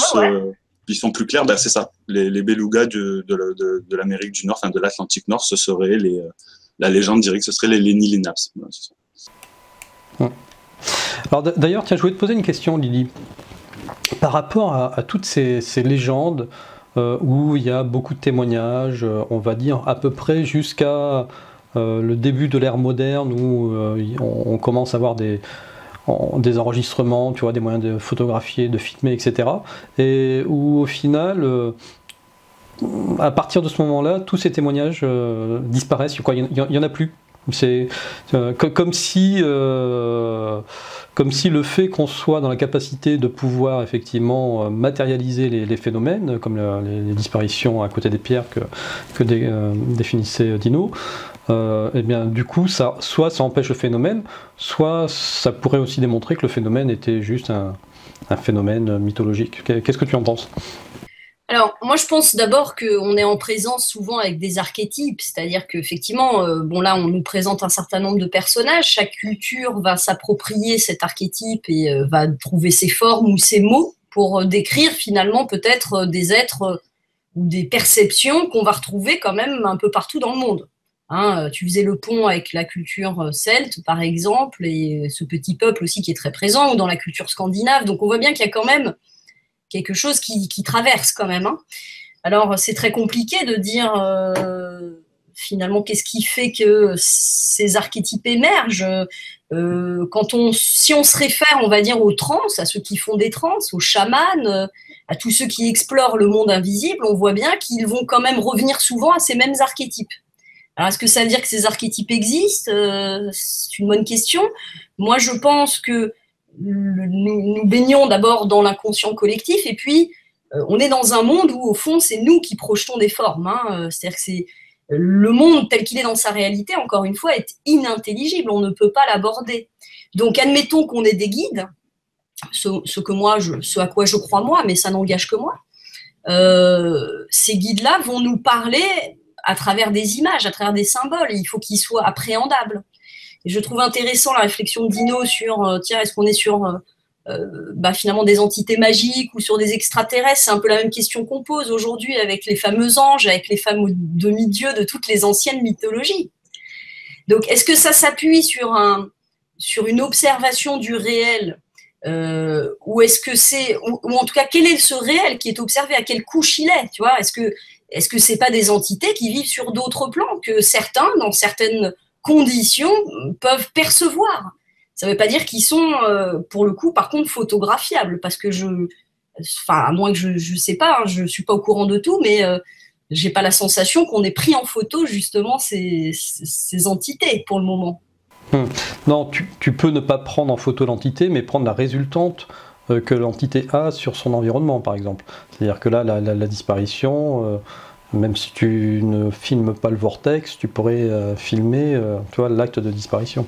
Mais toutes ces légendes, voilà, j'ai l'impression que depuis 50 ans, si tu écoutes bien, mais dans n'importe quelle légende, hein, qu'elle soit canadienne, française ou n'importe où dans le monde, tu as l'impression qu'à chaque fois, on te raconte des légendes de quelque chose qui s'est passé, mais voilà, il y a plus de 50 ans, et que dans les années 1940-1950, il y a une sorte tu vois, de frontière qui fait que... peut-être qu'effectivement, on a changé de vocabulaire. Il y a de ça, avant les années 50, on ne parlait pas du tout d'extraterrestres. Tu vois, donc il y a aussi une manière d'interpréter comment est-ce qu'on va décrire, tu vois, comment on va positionner. Aujourd'hui, on dira peut-être, effectivement, j'ai vu un extraterrestre, plutôt que de dire j'ai vu un gnome. Tu vois ? Exactement. Exact. Donc, quel est l'imaginaire? Alors, je vous renvoie à un livre qui est très intéressant d'une chercheuse, alors j'ai plus son nom comme ça, par contre, le livre s'appelait Des monstres aux mythes et des mythes aux monstres. C'était très intéressant parce que c'est une femme qui a fait une étude justement pour déterminer si ce sont les formes du réel qui ont inspiré les légendes et les mythes, notamment ceux des sirènes, des cyclopes, donc elle travaille sur ça, ou si c'est finalement l'imaginaire collectif qui a construit de toutes pièces ces fameux monstres mythologiques. Et alors elle démontre dans son livre que précisément le réel va inspirer l'imaginaire et que l'imaginaire va enrichir le réel. Donc c'est un double mouvement. C'est-à-dire qu'il y a peut-être eu des naissances d'enfants qui avaient soit un œil ici, tu vois, ou qui avaient les jambes jointes. D'ailleurs, son livre est illustré, hein, c'est assez particulier, tu vois, où on voit des enfants qui naissent avec une seule jambe, en fait, qui formerait comme une queue de sirène. Et donc, elle suppose que, voilà, on a eu cette première relation à un réel un peu incompris, et qu'on a chargé dans ce réel étrange tout un réseau de fantasmes et de significations qui nous sont propres à nous, tu vois. Donc, il y a un va-et-vient comme ça. Je pense que c'est souvent au fondement des mythes, tu vois, on a tendance à balayer le mythe en disant ça repose sur aucune réalité observable. Il y a quand même beaucoup de mythes qui se bâtissent autour de faits historiques au départ et qui vont ensuite être enrichis par le fantasme, hein.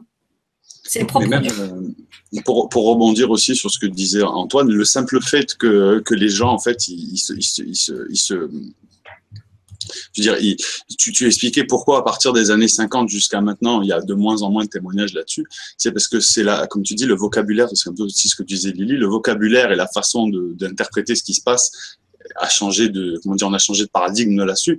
Et puis il y a aussi un lien qui se fait plus, une déconnexion qui s'est faite en fait entre les générations d'il y a encore peut-être mettons mes grands-parents à moi, donc et maintenant en fait, c'est-à-dire que les liens se font plus. Avant, les légendes ou les petites histoires qu'il y avait dans le village, qu'il y avait dans la ville, etc. C'était les pépés et les mémés qui racontaient ça. En fait, c'était eux qui transmettaient ces choses-là et qui avaient eux-mêmes entendu parler de lui, qui avaient entendu parler. Puis la plupart des anciens dans le secteur connaissaient cette histoire, pouvaient la transmettre. Maintenant, avec surtout, en plus, on essaie toujours de pragmatiser les choses et de dire, de rationaliser en disant, non, il n'y a pas d'interprétation autre que l'interprétation globale et l'interprétation scientifique. On oublie tout ça. Puis les gens ne sont plus intéressés à ça. Puis les gens, ils suivent aussi ce qu'on leur a demandé de suivre, c'est-à-dire, intéresse-toi aux extraterrestres, puis cherche pas à comprendre autre chose. C'est une autre façon de désinformer aussi, d'empêcher la personne d'avoir une globalité des phénomènes et d'avoir sa propre interprétation aussi. Et puis par ailleurs, le mythe, hein, c'est ça un mythe. Hein. C'est-à-dire qu'il faut. Qu'est-ce que c'est un mythe? C'est une histoire dans laquelle chacun va apporter sa propre personnalité, puisque justement, et tu le dis bien, Dino, c'est quelque chose qui est transmis par l'oralité, c'est oral. C'est ça.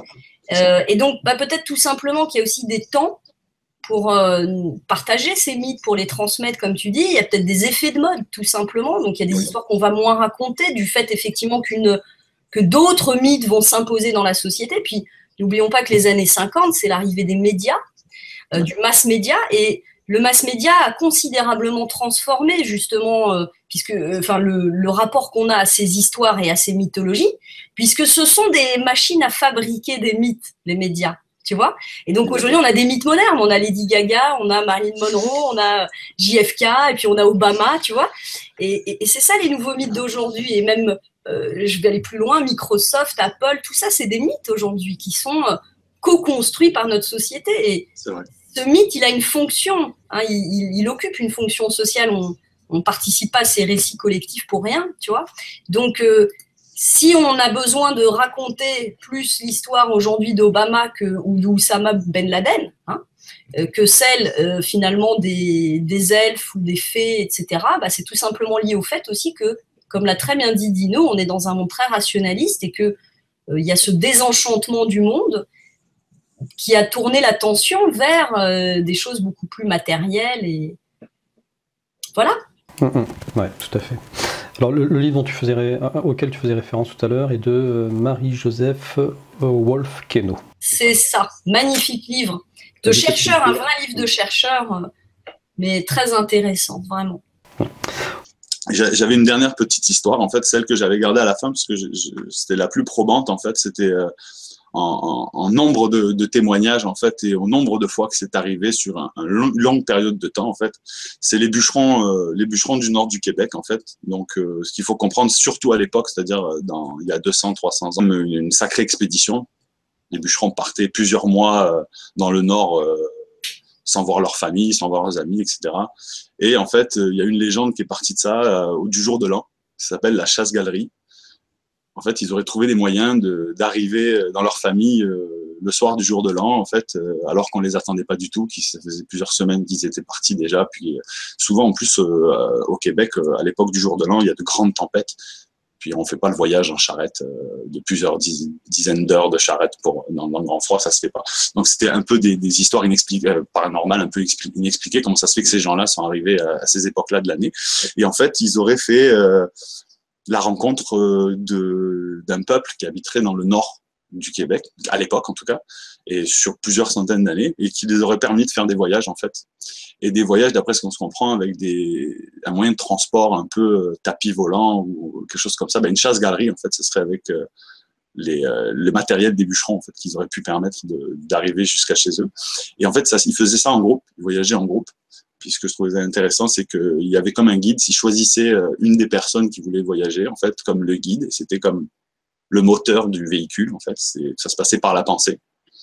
Puis ils étaient capables, par la pensée, de traverser le ciel et de se rendre jusqu'à chez eux. Donc ça fait beaucoup de liens avec les légendes orientales, justement, avec les gens qui étaient capables de se promener en tapis volant et ou en objets qui étaient contrôlés par la pensée. Et voilà, en fait, bon, ça c'était la petite histoire. Puis aussi pour parler assez rapidement, en fait, que depuis 2017, je me suis amusé à faire une petite statistique. Il y a environ 200 témoignages d'ovnis et de phénomènes un peu aérospatiaux qu'on se demande ce que c'est. Et en fait, je me rends compte que la plupart des gens, quand ils arrivent devant un phénomène, alors je ne sais pas si c'est la honte de se faire juger, etc., mais c'est que du tollé boulant. C'est-à-dire que personne n'est capable d'expliquer ça d'une autre manière que soit c'est un astre, soit c'est un objet, il bouge de telle sorte.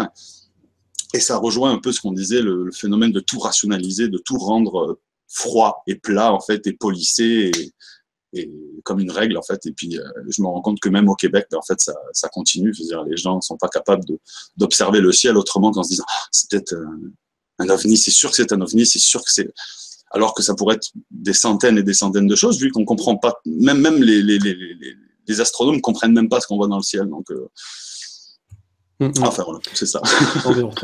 Non mais ça c'est vrai que ça s'explique assez facilement, hein, c'est-à-dire que déjà ceux qui ne sont pas forcément férus d'ufologie, la seule information, la seule approche qu'ils aient de l'ufologie, elle est à travers le cinéma, et donc elle est forcément tollé boulon.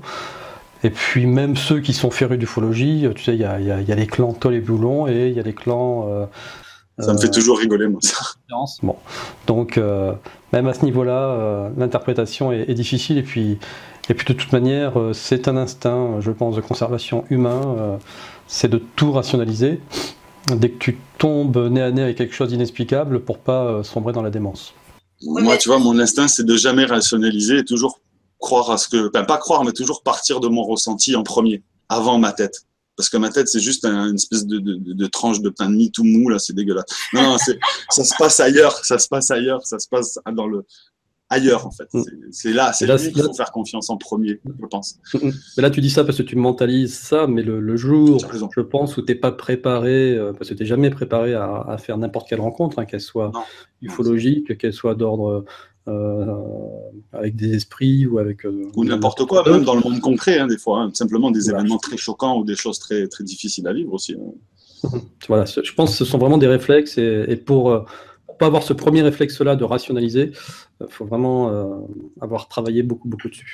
Tu vois, je suis peut-être un contre-exemple parce que pour moi, c'est inné et ça m'est arrivé plusieurs fois, notamment à cause de mes différents métiers que j'ai eus, d'être dans des situations où la plupart du monde choquerait, comprendrait pas, enfin, ne serait pas capable de réagir. Et moi, j'ai toujours ce sang-froid et cette capacité justement de me connecter avec le truc, de dire ok, je vais vivre le moment en essayant puis ça marche. J'ai l'impression que pas que je vais modeler ce qui se passe autour de moi, mais disons que mon énergie arrive à faire en sorte que ça se passe à peu près comme j'aimerais que ça se passe, entre guillemets.